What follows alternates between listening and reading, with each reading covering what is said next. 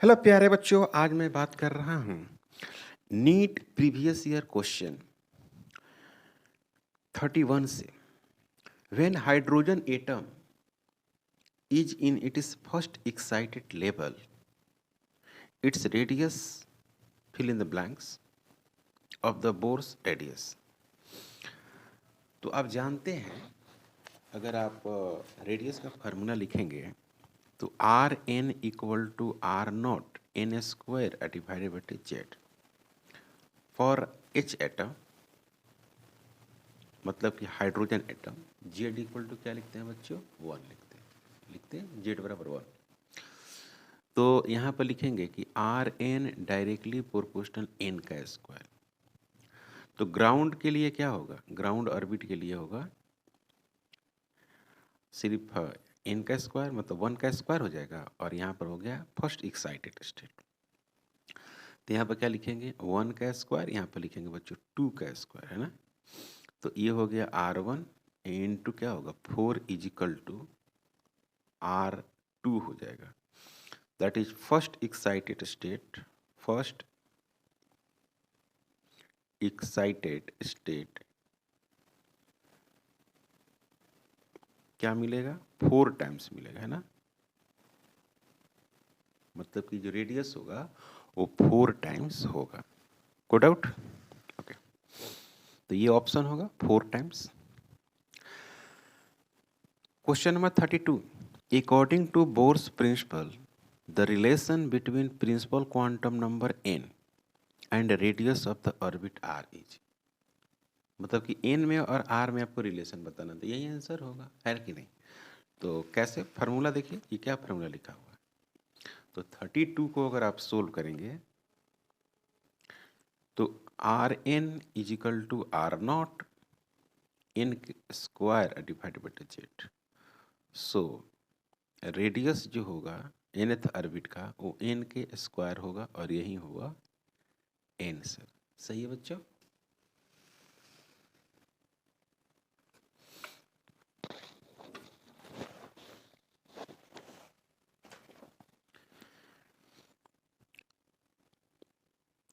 Question number 33। When a hydrogen atom is raised from the ground state to the excited state, तो ground state से excited state में जाएगा तो क्या होगा बच्चों? एक्साइटेड स्टेट में जाएगा मतलब कि ऑर्बिट से बाहर, है ना, फर्स्ट ऑर्बिट से बाहर। तो आपको पता है कि न्यूक्लियस से जितना ही आप दूर जाते हैं तो पोटेंशियल एनर्जी आपका क्या होता है? पोटेंशियल एनर्जी बढ़ता है।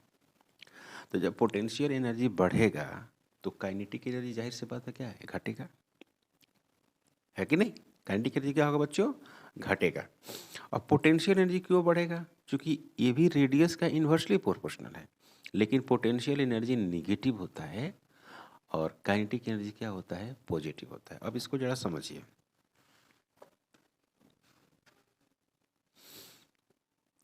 थर्टी थ्री, काइनेटिक एनर्जी जो आप लिखते हैं वो लिखते हैं 1/2m इंटू वी का स्क्वायर। ओके, मतलब आपको ये आता है काइनेटिक एनर्जी में 13.6 इलेक्ट्रॉन वोल्ट जेड स्क्वायर, है ना, डिवाइडेड बटे एन स्क्वायर। एन तो आता ही है, जेड स्क्वायर बटे एन स्क्वायर।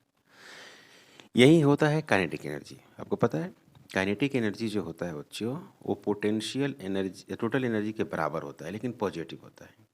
अब क्या है कि डिस्टेंस बढ़ेगा तो एन भी क्या करेगा? बढ़ेगा। देख रहे हैं। तो जब एन बढ़ेगा, गौर करिएगा, ये जब बढ़ेगा तो काइनेटिक एनर्जी क्या होगा बंधु? घटेगा। समझे प्यारे बच्चों? लॉजिक समझे। इलेक्ट्रॉन जो है, जैसे ये ऑर्बिट है, एक ये ऑर्बिट है, इस तरह से ऑर्बिट है, तो जितना ही आप दूर जाएंगे तो एन की संख्या क्या करेगी? बढ़ेगी।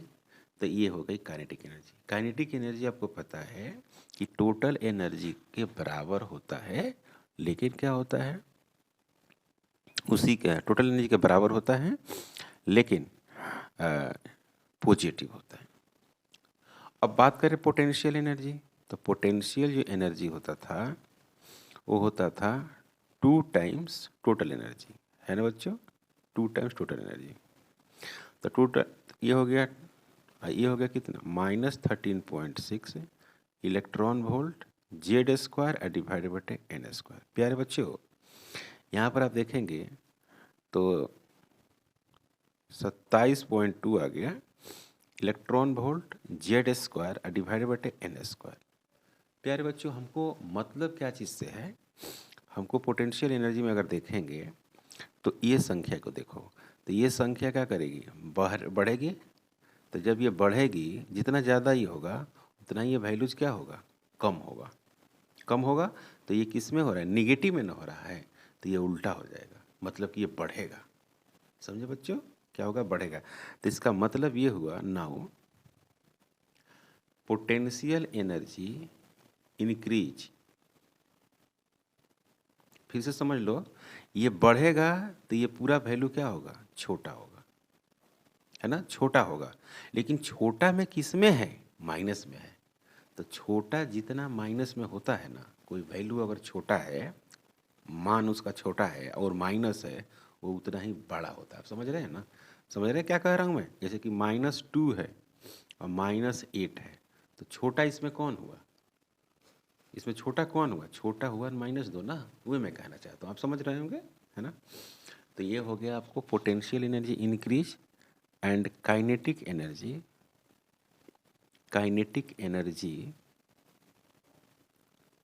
डिक्रीज। सही है प्यारे बच्चों, काइनेटिक एनर्जी क्या करेगी, डिक्रीज करेगी। That is conservation of energy, that is conservation of energy. इसी को हम लोग कंजर्वेशन ऑफ एनर्जी भी बोलते हैं। Clear. Question number 34, in terms of bore radius A0, the radius of the second orbit of hydrogen atom is given by।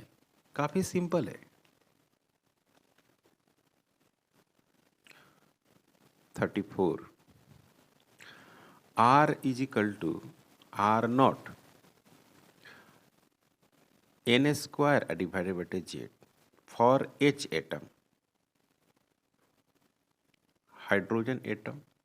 Z equal to क्या होगा बच्चों, 1, यानी R1 इज इक्वल टू हो गया A0 into 1 का स्क्वायर बटे 1। R1 हो गया बच्चों A0। ओके, अब क्या है यहाँ पर, अब हम लोग लिखेंगे क्या यहाँ पर, R2 एक्साइटेड स्टेट का, फिर वही बात R0 इंटू n स्क्वायर बटे Z, फिर लिखेंगे R2 is equal to A0 into 2 का स्क्वायर डिवाइडेड बटे 1। तो R2 होगा प्यारे बच्चों 4 इंटू A0, ये हो गया answer. 4 times, that is 4 times, that is 4 times होगा रेडियस एक्साइटेड में 35। क्वेश्चन नंबर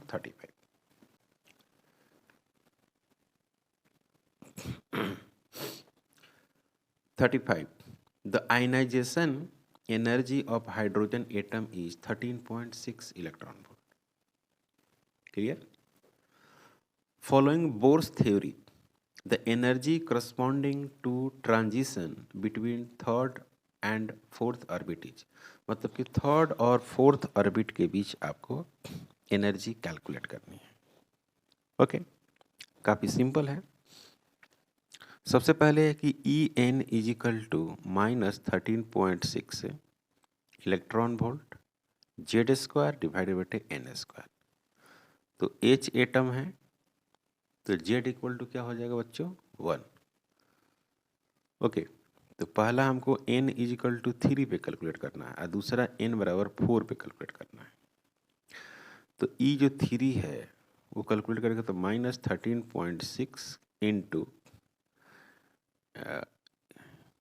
1/9, तो ये लिखेंगे -1.51 इलेक्ट्रॉन वोल्ट। ये कैलकुलेट करते हैं हम लोग, ऐसे आता है।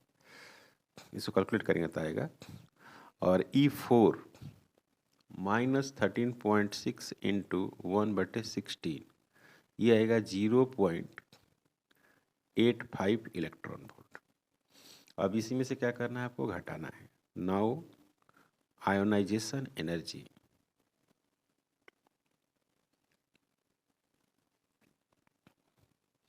E4 माइनस E3, तो E4 का मतलब हुआ -0.85 electron volt minus 1.51 electron volt minus 0.85 electron volt plus 1.51 electron volt. यहाँ पर होगा क्या, 1.51 electron volt minus 0.85 electron volt. अब इसको क्या करना है बच्चों, सब्ट्रैक्ट कर देना है। तो सब्ट्रैक्ट करेंगे तो क्या होगा, 1.51 और 0.85, तो 11 हो गया, और 11 में से 5 ही जाएगा, 6 बचेगा, और ये 14 हो गया, 14 में से 8 जाएगा तो 6 बचेगा, और ये हो गया 0। तो ये आ गया आपको 0.66 इलेक्ट्रॉन वोल्ट। ये हो गया आंसर। सही है प्यारे बच्चों, डी आंसर है, D. Okay, question number 36, the ground state energy of hydrogen atom is -13.6 electron volt. The energy needed to be ionized hydrogen atom from its its second excited state is. तो ground state जो energy है वो है -13.6 है, और इसमें कह रहा है कि एक्साइटेड स्टेट में ला जाना है। तो जब भी आपको आयनाइजेशन एनर्जी की जो बात आती है 36, ग्राउंड स्टेट एनर्जी, ध्यान से समझेंगे इसको, ground state energy -13.6 electron volt, energy required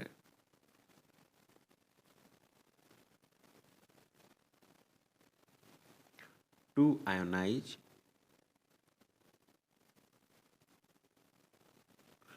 hydrogen atom in ground state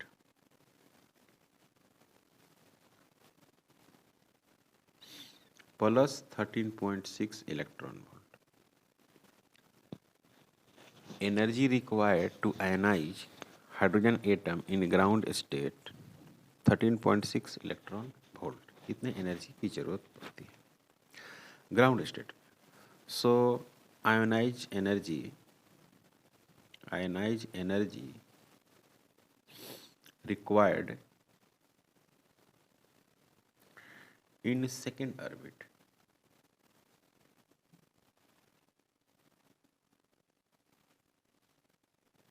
(13.6 electron volt divided बटे 2 का स्क्वायर, 13.6 इलेक्ट्रॉन वोल्ट डिवाइडेड बटे क्या 4, तो ये आएगा 3.4 इलेक्ट्रॉन वोल्ट, और यही हो गया answer. Question number 37, to explain his theory Bohr's used, मतलब कि बोर्स के अकॉर्डिंग कौन सा क्वांटिटी कंजर्व होती थी। तो आपको पता था कि एंगुलर मोमेंटम जो होता था बोर्स पे वो इंटीग्रल मल्टीपल ऑफ h/2π होता था। तो यहाँ पर लिखा हुआ है कंजर्वेशन ऑफ लीनियर मोमेंटम, ये बिल्कुल गलत है। लीनियर मोमेंटम के वहाँ पर कंजर्वेशन नहीं बात होती थी। क्वांटाइजेशन ऑफ एंगुलर मोमेंटम, यही है ऑप्शन, इसी को सही कर देंगे। ठीक हो गया ये, मतलब कि 37 जो है वो क्या है, क्वांटाइजेशन ऑफ एंगुलर मोमेंटम, यही आंसर होगा। कंजर्वेशन ऑफ क्वांटम फ्रीक्वेंसी बिल्कुल गलत, नॉन ऑफ दीज, तो बी आंसर हो गया। Question number 38, the ionisation energy of hydrogen atom 13.6, the ionisation energy of singly ionised helium atom would be. कह रहे हैं कि हीलियम एटम का क्या होगा। 38 ionisation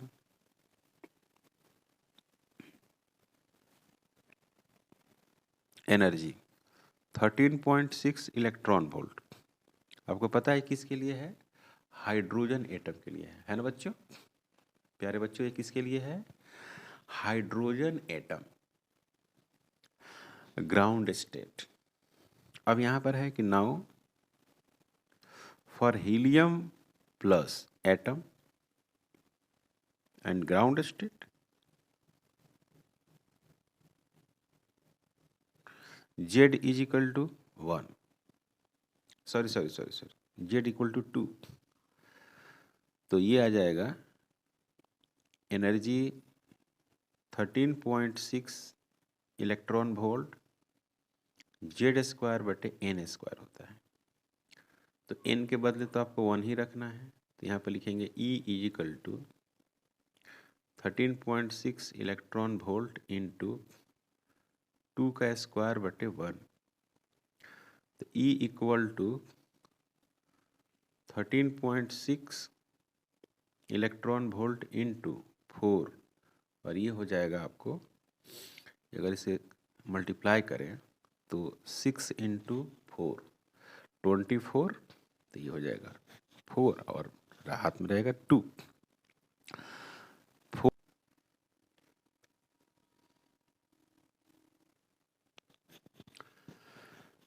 question number 39 if an electron in a hydrogen atom jumps from third orbit to the second orbit, it emits a photon of wavelength lambda. When it jumps from fourth orbit to third orbit, the corresponding wavelength of photons will be. तो सबसे पहली बात यह है कि third orbit से third to second orbit, तो इसमें क्या है? लेमडा है। तो क्या फॉर्मूला लिखते हैं बच्चों? 1 बटे lambda is equal to R D, और यहाँ लिखते हैं 1 बटे 2 का स्क्वायर माइनस 1 बटे 3 का स्क्वायर। इसको सोल्व करेंगे तो मिलेगा आर डी, और यहाँ पर 9, यहाँ पर 4, तो 5 बटे 4 इंटू 9। तो ये हो जाएगा आपको लेमडा इज इक्वल टू होगा बच्चों 4 इंटू 9 डिवाइडेड बटे 5 होगा, और आर डी होगा। ई हो गया equation number first. Clear? When it jumps from the fourth orbit to the third orbit, अब फोर्थ से थर्ड चला जा रहा है, करस्पॉन्डिंग वेवलेंथ आपको बताना है। सेकेंड केस में है कि फोर्थ टू थर्ड, तो 1 बटे लेमडा, इसको 1 बोल देते हैं, यहाँ पर लिखेंगे फिर आर डी, और लिखेंगे 1 बटे 3 का स्क्वायर माइनस 1 बटे 4 का स्क्वायर, ऐसे लिख सकते हैं। 1 बटे lambda 1 is equal to R D, और यहाँ पर हो जाएगा 16 माइनस 9 डिवाइडेड बटे, यहाँ पर हो गया 9 और फिर हो गया बच्चों 16। तो ये होगा 16 में से 9 जाएगा तो हो जाएगा 7। तो इसको लिखेंगे आर डी इंटू 7 डिवाइडेड बटे 16 इंटू 9 144 हो जाएगा, है ना बच्चों? ओके।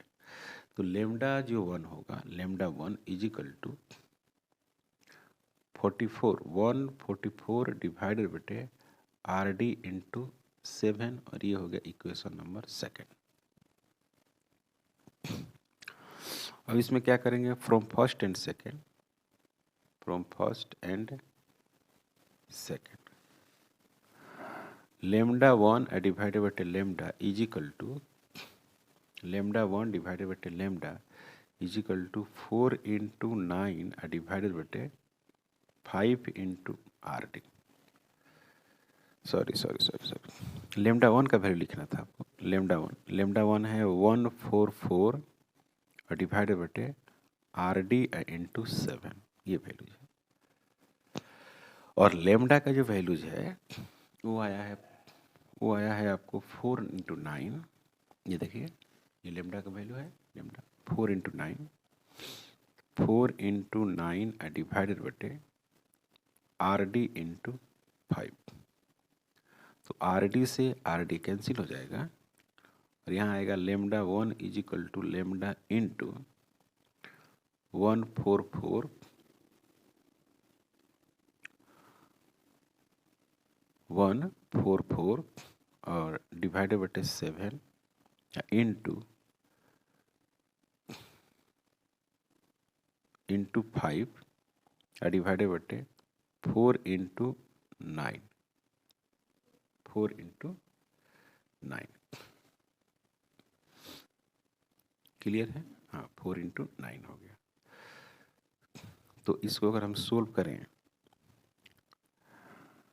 इसको ऐसे सोल्व करते हैं, देखिएगा, इसको सोल्व करते हैं तो lambda 1 is equal to lambda into 144 into 5 divided बटे 7 इंटू 12 इंटू 3 लिख सकते हैं कि नहीं?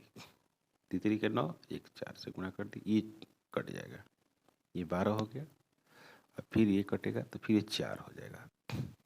4 में 5 से गुणा करेंगे 20 हो जाएगा, 20 लेमडा डिवाइडेड बटे 7 लेमडा 1, यही आंसर होगा, है ना बच्चों? 20 लेमडा डिवाइडेड 20 लेमडा बटे 7, ये आंसर हो गया। कोई doubt? Okay. Question number 40। Hydrogen atom in the ground state is excited by the monochromatic radiation of a wavelength 975 angstrom. Number of spectral lines in the resulting spectrum emitted will be. Wavelength दिया हुआ है ना बच्चों? Wavelength दिया हुआ है, ये ground state से एक्साइटेड जा रहा है। अब एक्साइटेड बराबर एन आपको कैलकुलेट करना है, तो लेमडा दिया हो तो एन कैलकुलेट कर लेंगे। जब एन कैलकुलेट कर लेंगे तो हम लोग क्या करेंगे, number of spectral lines calculate कर लेंगे, एन माइनस 1 डिवाइडेड बाई 2। तो पहले तो एन कैलकुलेट करें,